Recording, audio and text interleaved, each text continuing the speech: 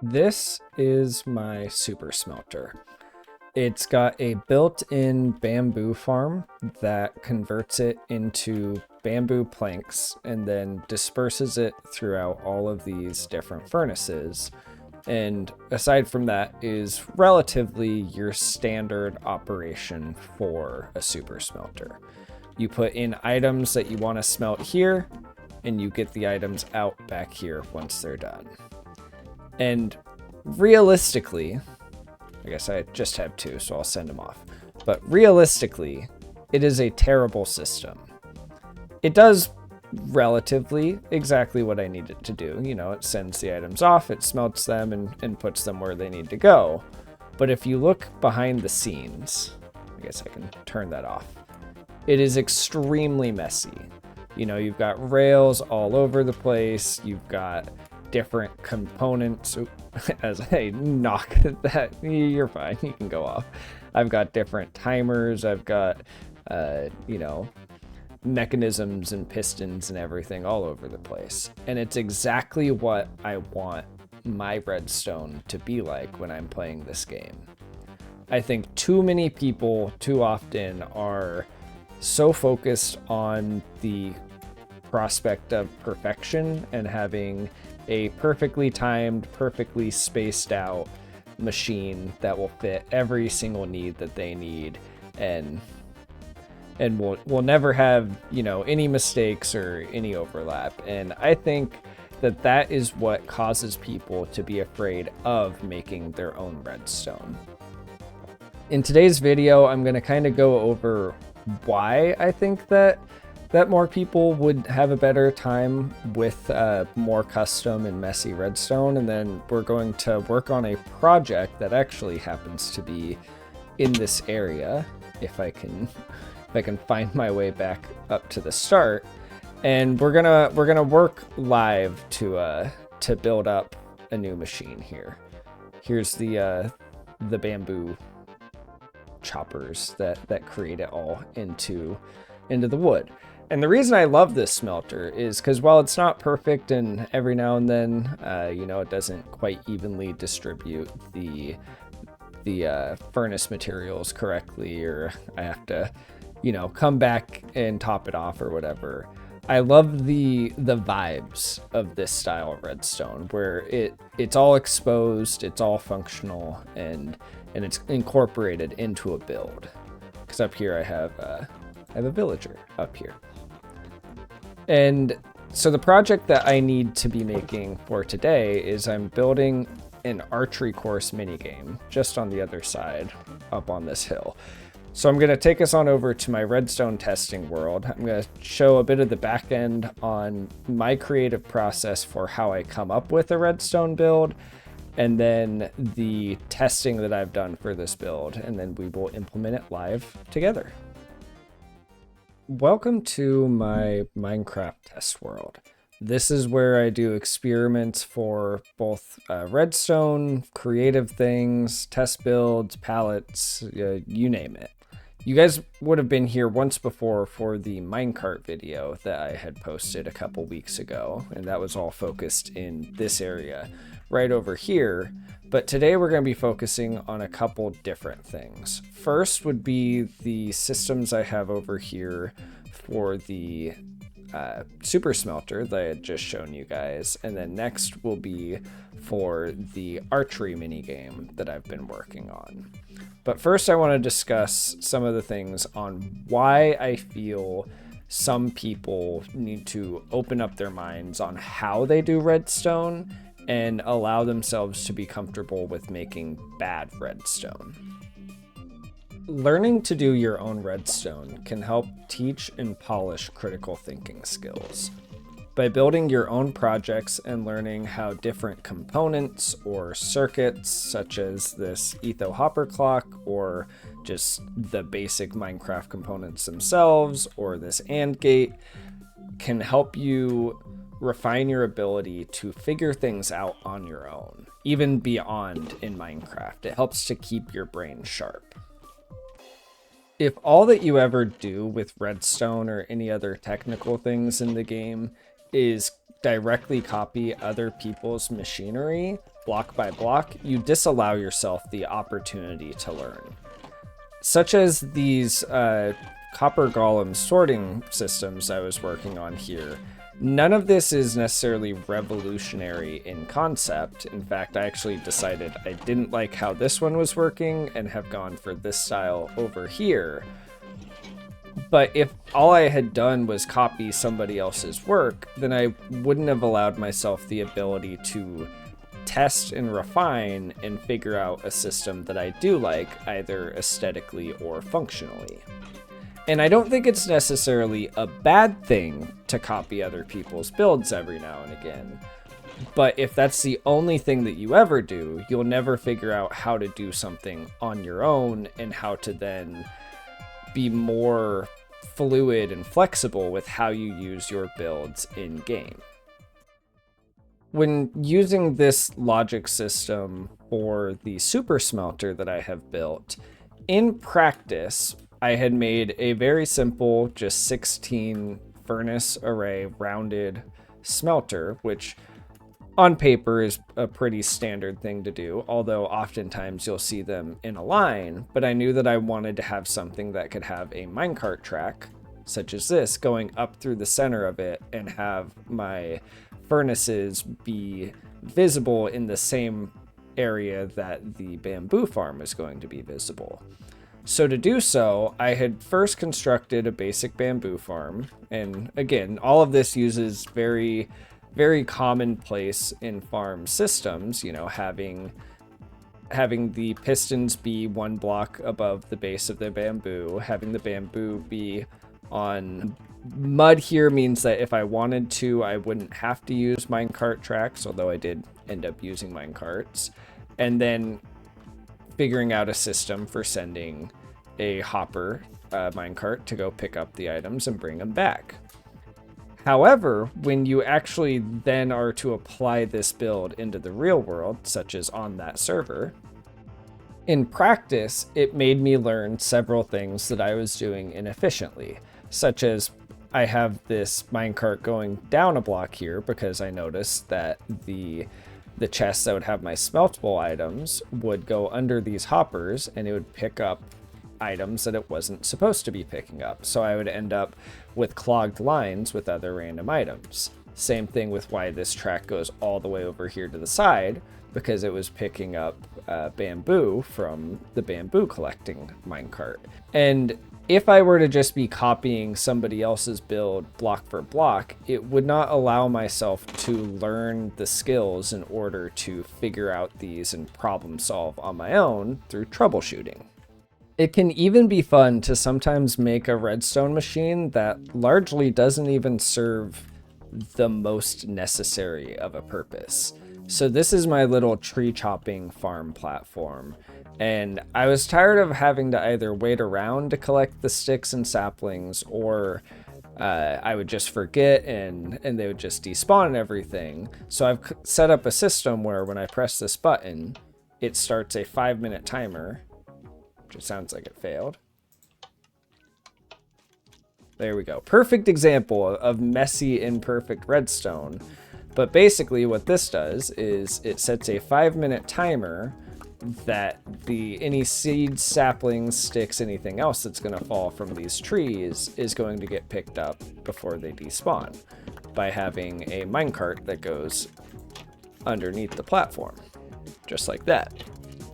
Now, the reason why this system is definitely messy and, as you saw, doesn't always work is because when I was trying to figure out a way to get a precise 5-minute timer, the conclusion I came to was to have a dropper that drops an item. I chose bamboo because I have an infinite supply of it, and it sits on this wood pressure plate until it despawns after 5 minutes, triggering the cycle of the minecart and then a dropper stack to bring the items up into this chest. Completely unnecessary, not even necessarily interesting to look at, and not even remotely perfect, and yet it's one of the favorite things that I've ever built out of redstone. now that my yammering is done, let's go over today's project. This is my prototype for an archery-based minigame slash just target practice zone. It's like it's stuck in that hole here. The premise with this is once we activate the timer, the targets are going to move around, and then when you shoot them, it's going to light up these different lights. I have since decided when I make the final edition that's going to be on my friend's server, I'm going to have a timer countdown that'll keep a score, and we'll have basically an extended AND gate. I don't know the actual name of what I'm going to make is, but where once every single target has been hit, then that'll stop the timer and you'll have a total score, as opposed to this system where just when you shoot your target, it'll light up the light behind it. If I can not be bad. Okay, I'll go for a different one. There we go, just like that. It's honestly a lot of fun and a little addictive to try and time these. Oh, come on. Alright, I just need to get this middle one. There we go. So the basic premise of how this works is we've got a copper bulb here to work as a T flip-flop, and that moves this piston, which cuts off the line of power to this repeater timer. And I know that there are definitely other timers I could use that are probably better or more efficient or take up less space or you name it. But the point is that this is just a solution that I came up with, and it's probably the same solution that I'm going to use in the server. So how this works is you have a signal here that cycles around the repeaters, and every time it cycles around, it pulses the pistons, lifting up the target blocks, and then the target blocks from here just shoot off a redstone signal into the lamps. What we'll do on the server is we'll have those go into the collective long AND gate. I still don't know the official name of whatever redstone circuit that'll be. And then once you have, I want to say it's 7 targets. Once you've hit all 7, then the countdown timer will stop and you'll see your score.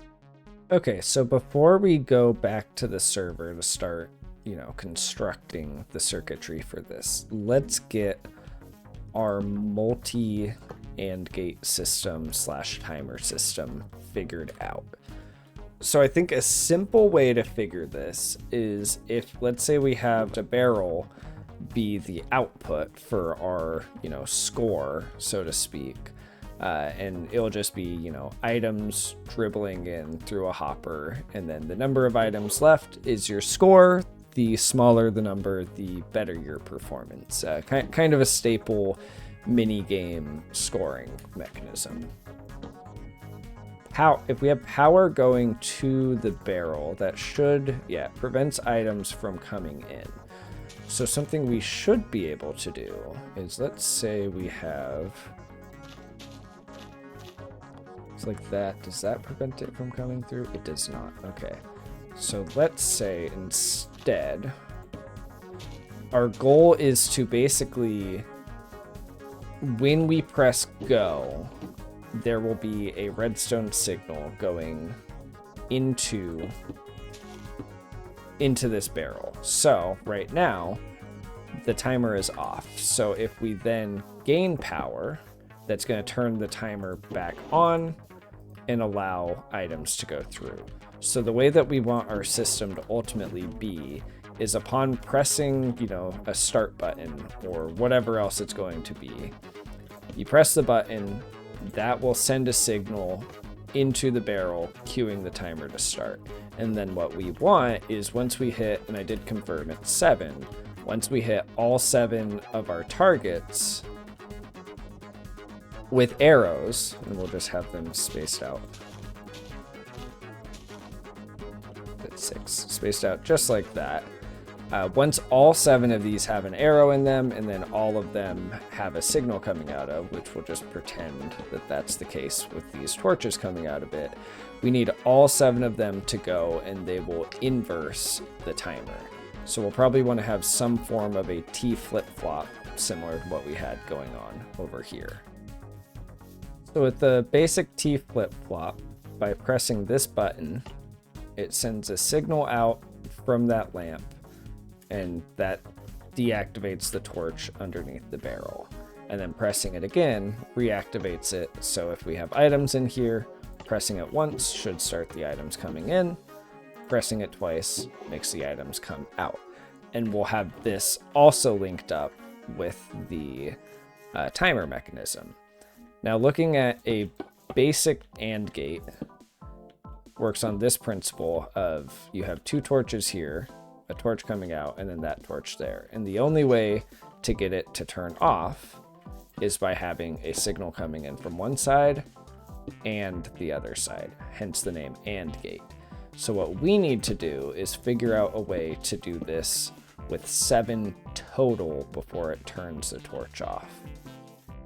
Okay, after actually just a couple, not even a minute of testing, I've figured out one simple way that doesn't seem like it actually will take up all too much space, especially because we've got a whole hill that we can hide redstone underneath.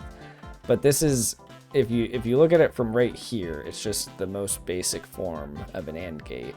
And I just, kind of like reminds me of like a rib cage with like a head at the top, but basically I just duplicated it thrice over and then added a 7th one onto the end. So if any of these don't have signal, the torch goes out. So you have to have signal coming in from all 7 in order to get an output, and then we would just have it to where that output goes directly into the bowl, thus killing the timer.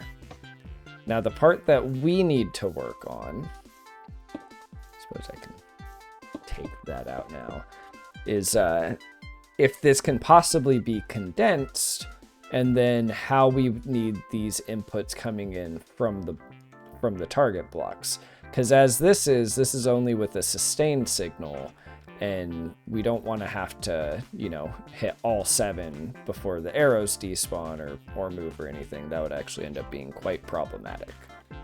I have also figured out a way to make the system even tighter if you would like, by using repeaters here. Instead of just having dust, you can remove that gap between. Although I think for our case, it will be simpler to have that gap between.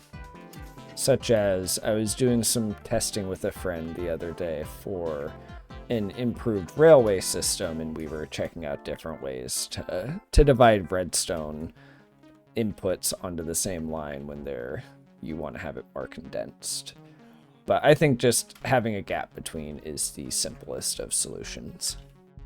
I was doing some testing to try and figure out a way to where we can get the piston ones to stop the piston from moving once you've hit them.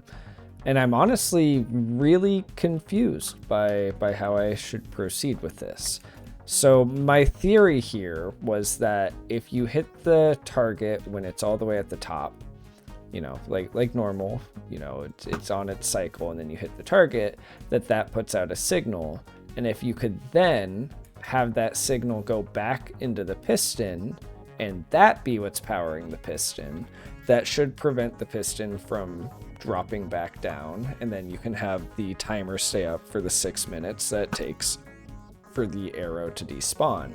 However, what I've learned, so here is the signal coming out, is that signal doesn't sustain from the arrow as long as the arrow's in. It only flashes. And I was trying to avoid some, like having a T flip-flop or anything like that, because I can't think of, like, let's say, because the other solution I thought of was if you just have a comparator coming out of it, when you shoot it, that turns on the lamp. So you could have, a lamp, and then that creates a signal. So then, when your timer breaks, basically that torch was pretending to be the timer, because I was tired of shooting at it while it was timing. However, then the only way to reset the game would be to shoot all the targets, causing them to fall back down, which isn't the worst solution in the game, but it's not the most elegant. So I'm going to workshop with that for right now. but maybe I'll think of something else either along the way or in the future. The whole message and point of this video is that you need to practice figuring stuff out, and this comes with the territory of just figuring stuff out, because sometimes either things didn't work the way that you expected them to work, or you just have unintended effects as a result of how something does work. So now, if we were to start the timer back up, it should pause itself when I hit the target. If I hit the target. There we go. And so now it should just remain upright. And basically what we would have from here then is a signal goes off of that into one of our AND gate systems. So let's say we had just a basic AND gate right here, and then we had another target inputting a signal over here, and then that would pause the timer. So I at least have a proof of concept of what I can do, albeit an imperfect solution. To simulate an actual game under the quote idyllic circumstances, basically you'll press this button to start off the timer, which unlocks this hopper, allowing items to fall into the barrel. You hit all 7 targets.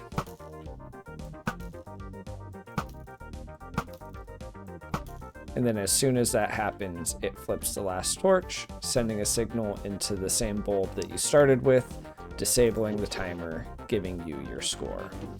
This is about as condensed and idyllic as you could make this mini game, with just 7 specific modules of target block, comparator, copper bulb, comparator, input onto the multi AND gate.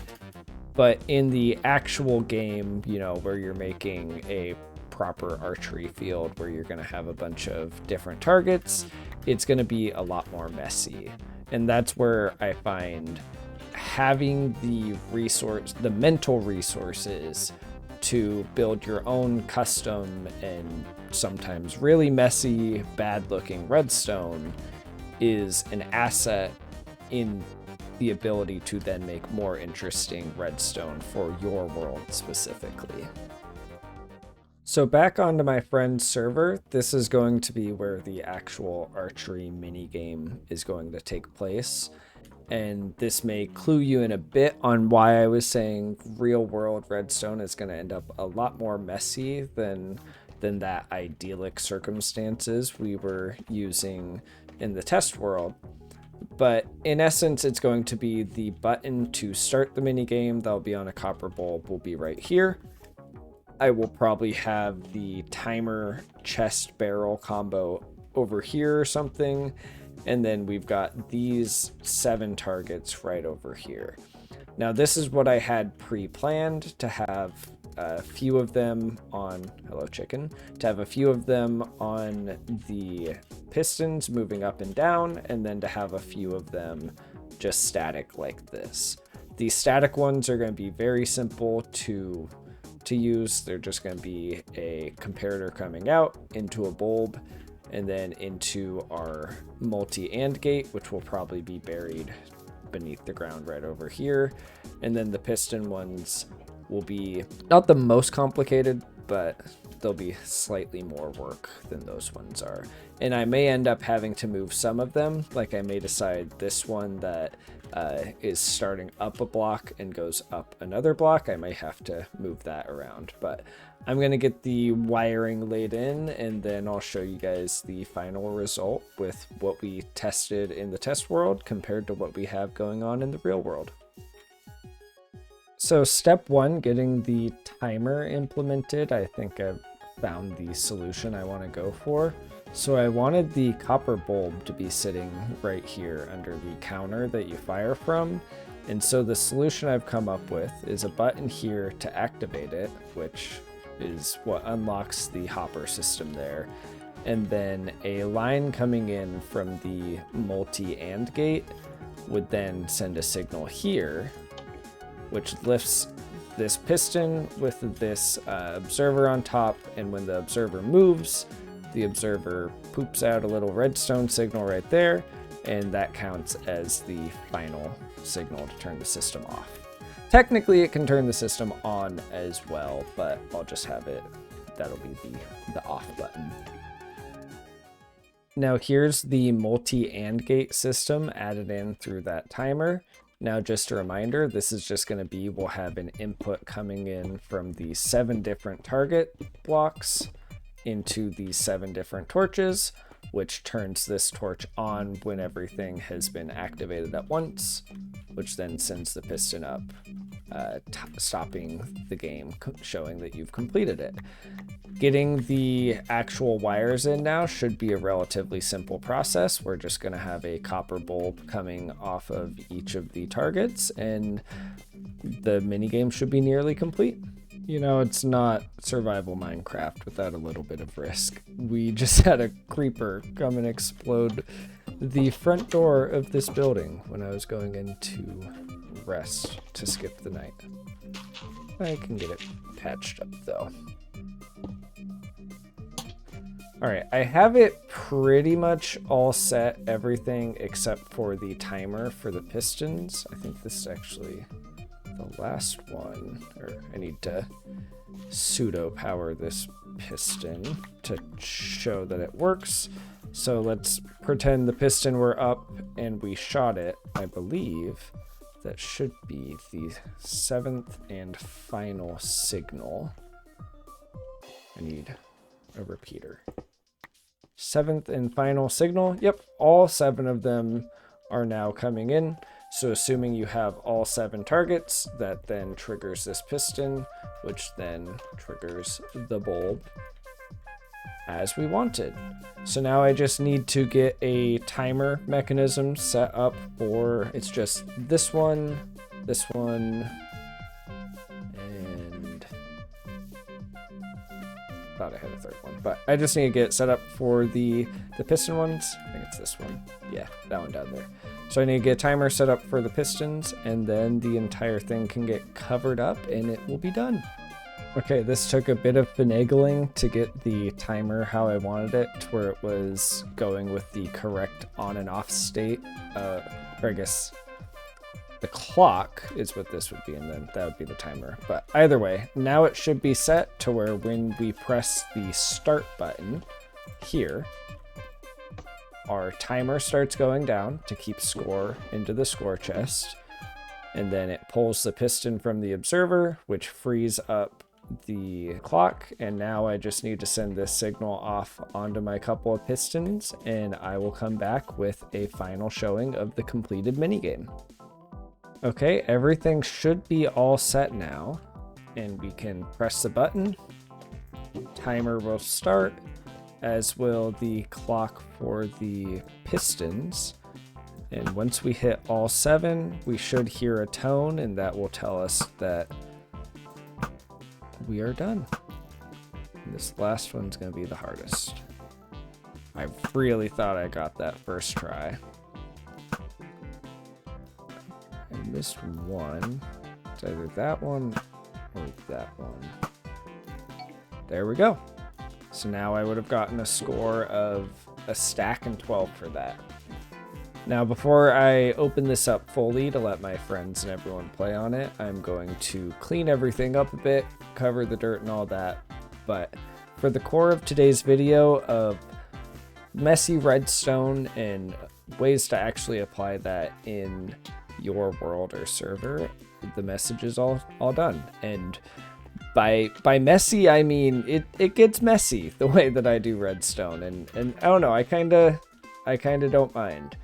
I make sure that my wires don't cross where they shouldn't, and you know, I think it's kind of fun to have to get down and crawl in my elytra to get through my builds and everything. Because for the most part, once it's done, it's done. If it ever breaks and I have to come back to it, that's, you know, the joy of playing a game. You get to keep playing the game more and more.